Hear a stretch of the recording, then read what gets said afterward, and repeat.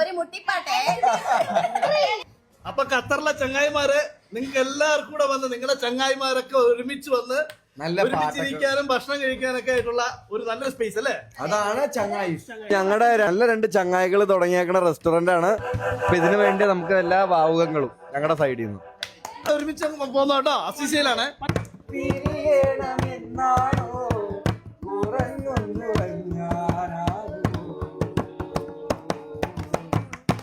ഓർമ്മകൾ വേരോടും ഈ നല്ല തീരത്തോ ഓടിക്കളിച്ചില്ലേ.